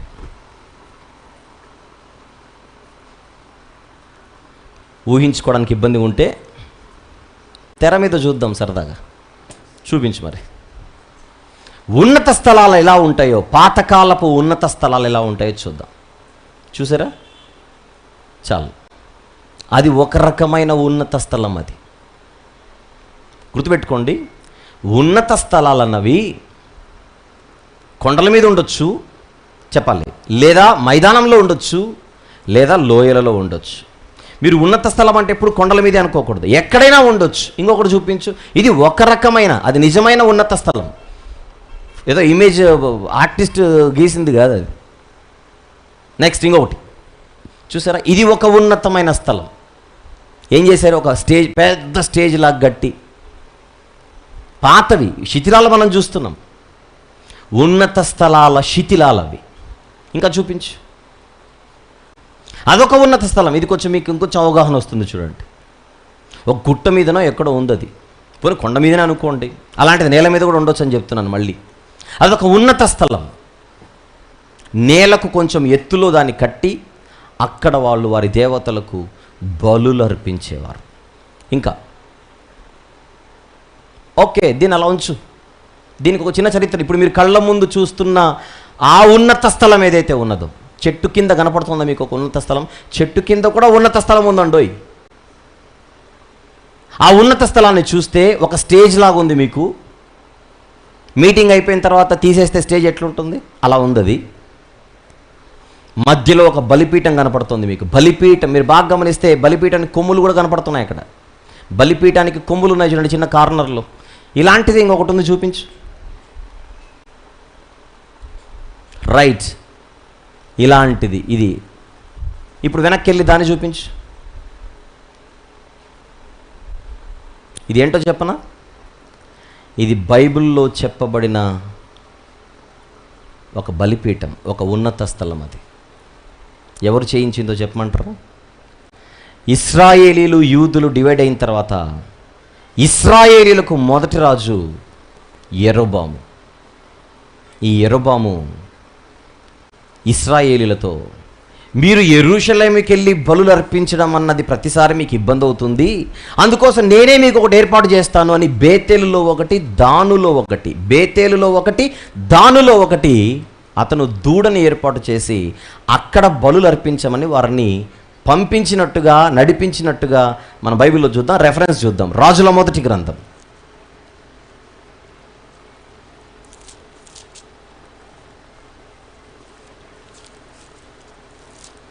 12వ అధ్యాయం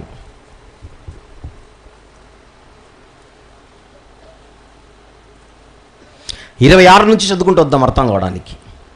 రాజుల మొదటి గ్రంథం 12:26 నుంచి. ఈ జనులు యెరూషలేమునందున్న యెహోవా మందిరమందు బలులు అర్పించుటకు ఎక్కిపోవుచుండిన ఎడల ఈ జనుల హృదయం యూదారాజైన రెహబాము అను తన యజమానుని తట్టు తిరుగును. అప్పుడు వారు నన్ను చంపి యూదారాజైన రెహబాము వద్ద మరలా చేరుదురు. రాజ్యము మరలా దావీదు సంతతి వారు దగును అని యెరొబాము తన హృదయమందు తలంచి ఆలోచన చేసి 2 బంగారపు దూడలు చేయించి జనులను పిలిచి, యెరూషలేమునకు పోవటం మీకు బహు కష్టము. ఇశ్రాయేలు వారలారా, ఐగుప్తు దేశంలో నుండి మిమ్మల్ని రప్పించిన మీ దేవుడు ఇదే అని చెప్పి ఒకటి బేతేలు నందును ఒకటి దాను నందును ఉంచెను. దాను వరకు ఈ రెంటిలో ఒకదానిని జనులు పూజించుట వలన రాజు చేసిన కార్యము పాపమునకు కారణమాయెను. బేతేలులో ఒకటి, దానులో ఒకటి అతను ఏర్పాటు చేసిన బలిపీఠాలు, ఉన్నత స్థలాలు ఆ దూడ కోసం. ఇప్పుడు చూపించు మళ్ళీ. ఇప్పుడు మీరు తెర మీద చూస్తున్నది యెరొబాము దానులో చేయించిన ఒక ఉన్నత స్థలం. అది ఇంకా మార్చి ఇంకొకటి చూపించు. అంతేనా? డౌన్లోడ్ చేయలేదా? రైట్, ఇంకొకటి ఉంటుందిలేండి, లేకున్నా పర్లేదు, మీకు మ్యాటర్ అర్థమైపోయి ఉంటుంది. ఇది యెరొబాము యొక్క చేసిన బలి పీఠము, ఉన్నత స్థలాలు.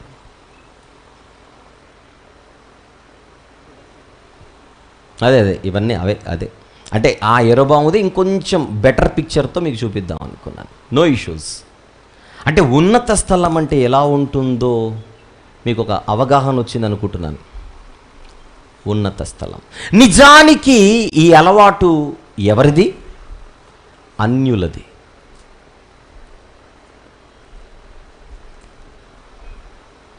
సరే, దేవుడు వీరిని నడిపిస్తున్నప్పుడు వీటి గురించి ఎలాంటి హెచ్చరికలు జారీ చేశాడో కొన్ని వచనాలు మనం ముందుగానే చూద్దాం. లేవియాకాండము తీద్దామా?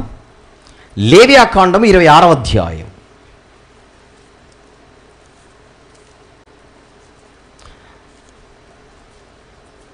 లేవియాకాండం 26.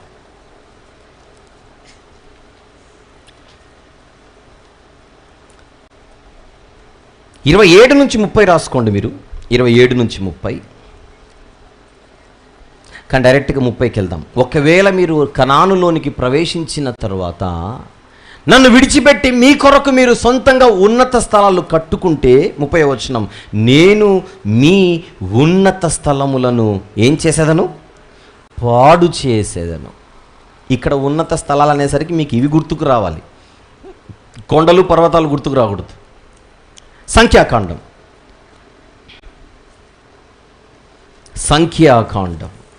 33వ అధ్యాయం 51, 52 వచనములు చూద్దాం. 51, 52.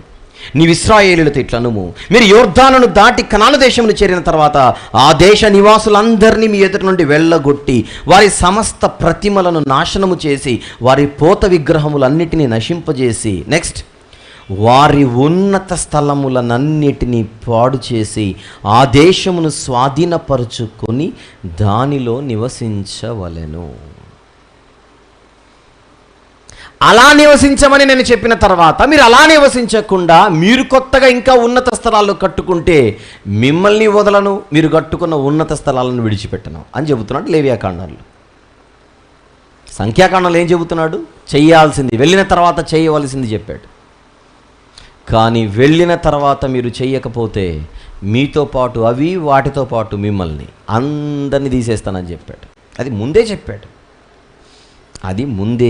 చెప్పాడు.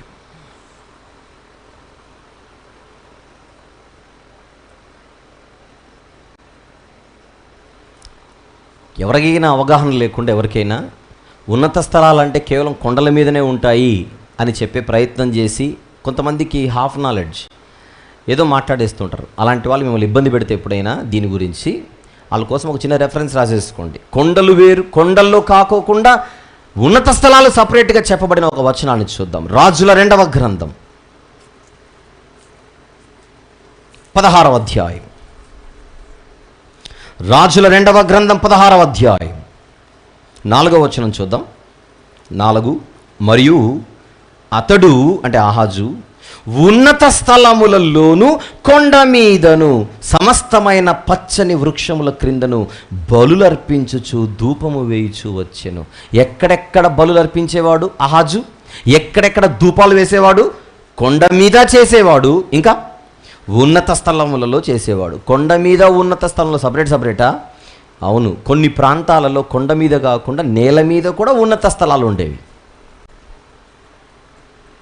అసలు లోయలో కూడా ఉన్నత స్థలం ఒకటి ఉండేది. దానికి కూడా వచనం చూద్దాం. ఒకటి ఇర్మియా గ్రంథం 32వ అధ్యాయం. ఇర్మియా గ్రంథము 32వ అధ్యాయం 35వ వచనము చూద్దాం ఒకసారి. ఇర్మియా గ్రంథం 32:35. వారు తమ కుమారులను కుమార్తెలను ప్రతిష్ఠింపవలెనని బెన్ హిన్నోము లోయలోనున్న బయలునకు బలిపీఠములు కట్టించిరి. లోయలో బలిపీఠాలు. తెలుగులో బలిపీఠం అన్న పదానికి ఇంగ్లీష్లో హై ప్లేస్ అని ఉంటుంది. బలిపీఠంని ఆల్టర్ అని అనాలి. మరి బలిపీఠం ఎక్కడో ఉండదు, ఉన్నత స్థలం పైనే ఉంటుంది. చెప్పానుగా, ఒక స్టేజ్ లాంటిది ఏర్పాటు చేసి దాని మీద బలిపీఠము కట్టి దాని పక్కన ఒక రూపాన్ని పెట్టుకొని ఆ రూపాన్ని దేవునిగాను దేవతగాను భావించి దానికి వీరు బలులు అర్పించేవారు. అందుచేత బలిపీఠం అనగానే ఉన్నత స్థలం వేరు, బలిపీఠం వేరు అని మీరు వెంటనే వాటిని డివైడ్ చేసి ఆలోచించకండి. ఒక ర్యాంప్ లాగా ఏర్పాటు చేసి దానిపై ఒక ఎత్తైన స్థలంలో బలిపీఠం ఏర్పాటు చేసేవారు. చూస్తున్నాంగా, ఉన్నత స్థలముల మీద బలులు అర్పించే అన్యుల ఆచారం అది. అయితే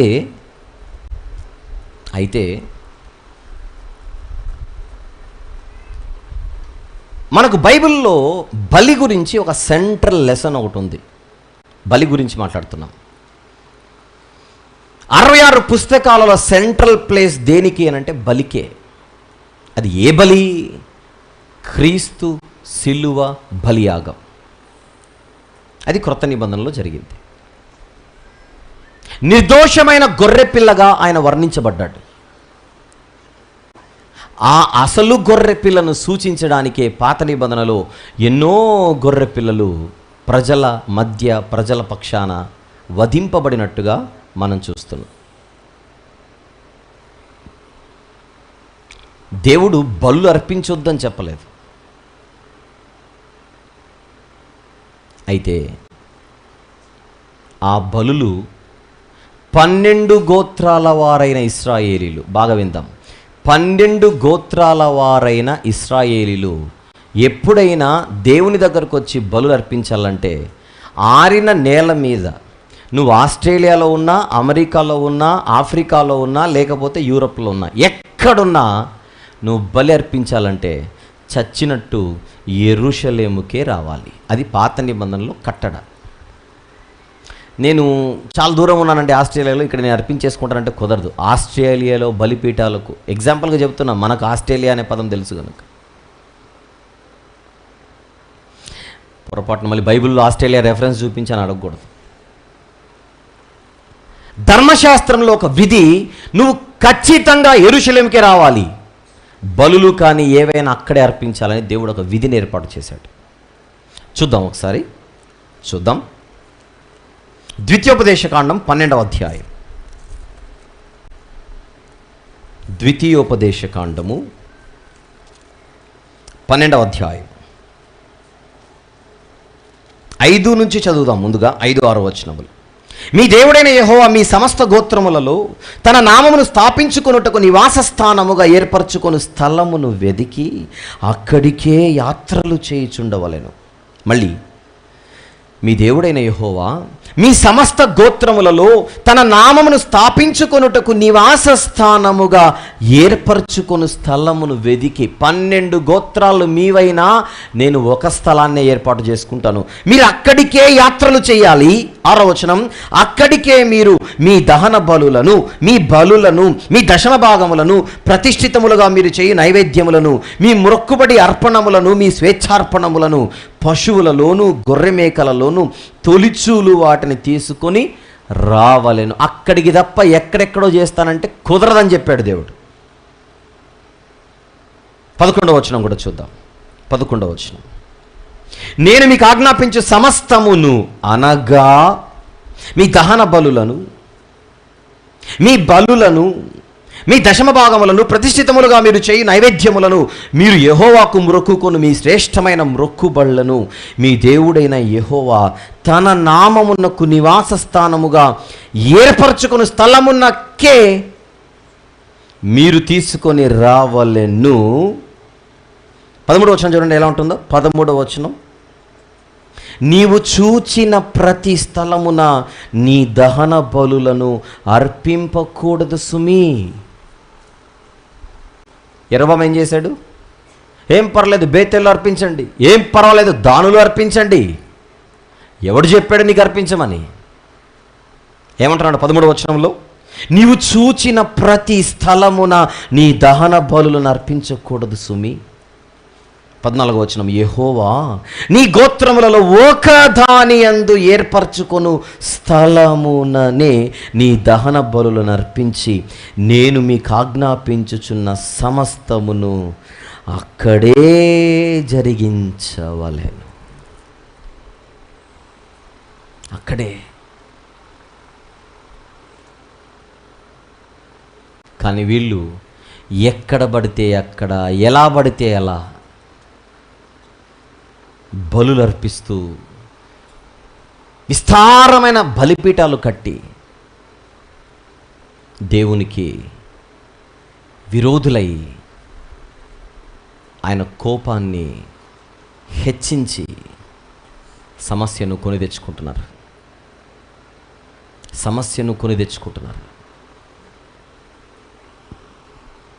అయితే ఒక మాట చెప్తాను ఇక్కడ. ప్రవక్త అయిన సమూయేలు గారు, తెలిసిన వాళ్ళకి ఆ డౌట్ వస్తుంది, తెలియకపోతే గొడవ ఏం లేదు. కానీ గొడవ ఎప్పుడంటే రేపు పొద్దున తెలిస్తే మళ్ళీ. ప్రవక్త అయిన సమూయేలు గారు యెరూషలేములో బలులు అర్పించకుండా వేరే చోట బలులు అర్పించేవాడు. ఇప్పుడు ద్వితీయోపదేశ కాండము ప్రకారంగా అది తప్ప ఒప్ప? దాని ప్రకారంగా అయితే తప్పే. అయితే సమూయేలు గారు యెరూషలేములో కాకుండా తన సొంత ప్రాంతంలో బలులు అర్పించేవాడు. కానీ దేవుడు దాని విషయమై అభ్యంతరము చెప్పలేదు. ఎందుకు అని అడిగితే, సమూయేలు గారి కాలానికి యెరూషలేములో ఇంకా మందిరము కట్టలేదు కనుక. అర్థమైందా? సమూయేలు గారి కాలానికి ఇంకా యెరూషలేములో మందిరము కట్టలేదు గనుక. చూద్దాం సమూయేలు మొదటి గ్రంథం. అంటే ఆ డౌట్ ఇప్పుడు నేను చెప్పిన తర్వాత ఆ డౌట్ మీకు రాకూడదని. సమూయేలు మొదటి గ్రంథము 7వ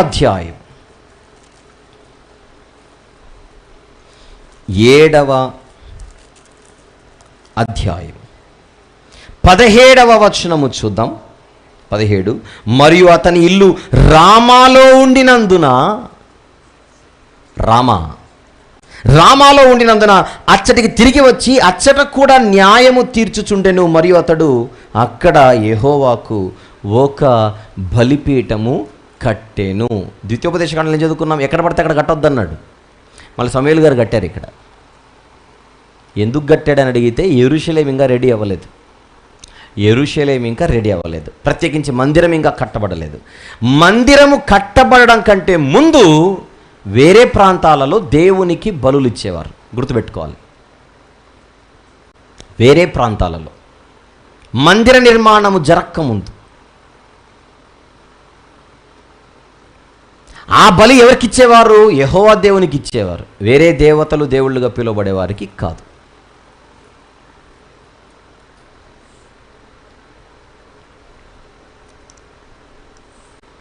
సొలొమోను మందిరం కట్టింది ఆయన. మందిరం కట్టింది ఎవరు? సొలొమోను. కానీ మందిరం కట్టక ముందు సొలొమోను కూడా బలులు ఇచ్చేవాడు. ఎక్కడో చెప్పనా? గిబియోను అనే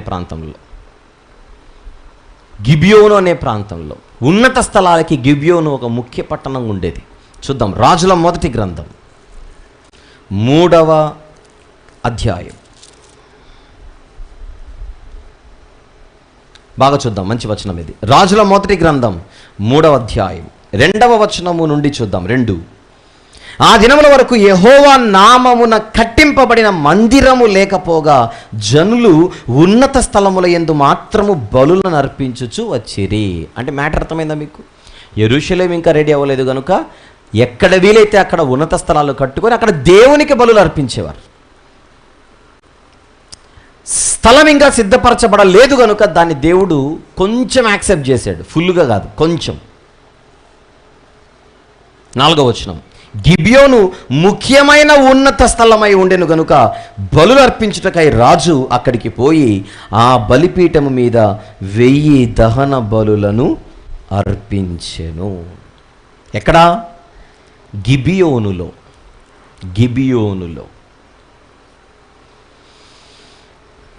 ఉన్నత స్థలాల గురించి మనం మాట్లాడుకుంటున్నాం. మీకా గ్రంథంలో మనం మాట్లాడుకుంటోంది ఏంటి? మీకా గ్రంథంలో ఉన్నత స్థలాలు ఎక్కడున్నాయి అని అడిగితే యెరూషలేములో ఉన్నాయి కదా అంటున్నాడు. వచనం 1వ అధ్యాయం, మీకా గ్రంథం 1వ అధ్యాయము 5వ వచనము మనం చదువుకుంటున్నాం. జాగ్రత్తగా దాన్ని ఇంకొకసారి చదువుకుందాం. కమాన్. మీకా గ్రంథం 1వ అధ్యాయం 5వ వచనం, యూదావారి ఉన్నత స్థలములు ఎక్కడివి? యెరూషలేములోనివే కదా అంటున్నాడు. ఎక్కడ పడితే అక్కడ ఉన్నత స్థలాలు కట్టుకోవడానికి వీలు లేదు అని చెప్పిన దేవుడు, అని మాట్లాడిన దేవుడు ఈరోజు వారి మీద చేస్తున్న ఒక నేరారోపణ. యెరూషలేము మందిర ఏర్పాటు జరిగిన తర్వాత అక్కడ ఒక ఉన్నత స్థలం ఏర్పాటు చేయబడింది. ఆ ఉన్నత స్థలము మీదనే యెహోవా దేవునికి బలులు అర్పించాలి. కానీ వీళ్ళు ఎక్కడ పడితే అక్కడ, ఎలా పడితే అలా ఉన్నత స్థలాలు కట్టుకొని వాటిపై బలులు దేవునికి కాక ఇతర దేవుళ్లకు, ఇతర దేవతలకు అర్పిస్తూ దేవుని దృష్టికి భయంకరమైన ఘోరమైన పాపులుగా వీళ్ళు మారిపోయారు. ఇంకొక వచనం చూద్దాం. రాజుల 2వ గ్రంథం 17వ అధ్యాయం. రాజుల 2వ గ్రంథం 17వ అధ్యాయం 11-12 వచనములు చూద్దాం. 11-12. తమ ఎదుట నిలవకుండా యెహోవా వెళ్ళగొట్టిన జనుల వాడుక చొప్పున, అందరు తీశారుగా, తమ ఎదుట నిలవకుండా యెహోవా వెళ్ళగొట్టిన జనుల వాడుక చొప్పున ఉన్నత స్థలములలో ధూపము వేయుచు చెడుతనము జరిగించుచు యెహోవాకు కోపము పుట్టించి చేయకూడదని వేటిని గురించి యెహోవా తమకు ఆజ్ఞాపించెనో వాటిని చేసి పూజించుచుండిరి.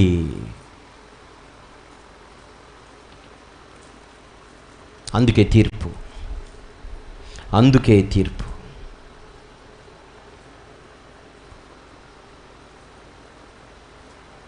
అటు షోమ్రోను వారైనా ఇటు యూదా వారైనా దేవుని మీద తిరుగుబాటు, చెప్పింది చెయ్యకుండా చేయొద్దన్న దానిని చేసి దేవునిపై వారు ఎగరవేసిన తిరుగుబాటు జెండా అది. 5వ వచనాన్ని మనం చదువుకుంటున్నాం. యాకోబు సంతతి వారు తిరుగుబాటు చేయుటకు మూలమేది? అది షోమ్రోనే కదా.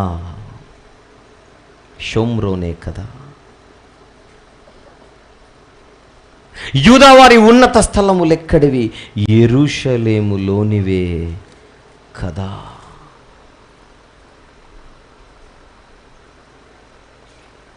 ఎంటర్ అయిపోయాడు దేవుడిక.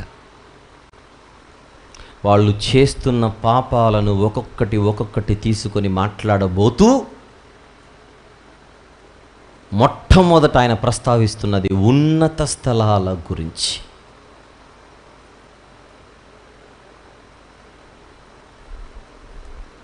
ఈ ఉన్నత స్థలాల గురించి మనం ఇంకా ఎన్నో విషయాలు మాట్లాడుకోవాలి.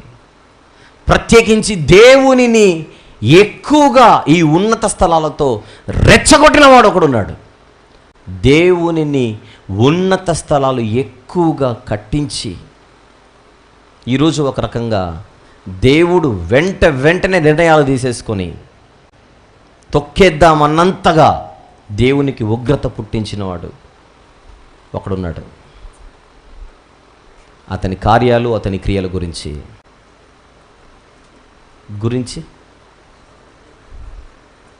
5 నిమిషాల బ్రేక్ తర్వాత క్లాస్ కంటిన్యూ చేస్తాం. చిన్న బ్రేక్. ప్రార్థన. ప్రేమగల తండ్రి, కృపగల దేవ, మీ పిల్లలుగా మేము కూడుకొని మీ గ్రంథాన్ని, ఆ గ్రంథములోని ఒక పుస్తకాన్ని ధ్యానిస్తుండగా మీరు నడిపిస్తున్నందుకు కృతజ్ఞతలు తండ్రి. ప్రతి విషయాన్ని కూలంకషంగా మాట్లాడుకోవాల్సిన అవసరత ఉన్నది గనక మాట్లాడుకొనుచున్నాం. ఇంకా మాకు సహాయం చేసి మరింత గొప్పగా నడిపించమని, కాసేపట్లో మళ్ళీ మేము ధ్యానంలోనికి ప్రవేశిస్తుండగా కృప దయచేయమని యేసు ప్రభువారి పవిత్రమైన నామములో ఈ ప్రార్థన సమర్పిస్తున్నాము తండ్రి. ఆమెన్.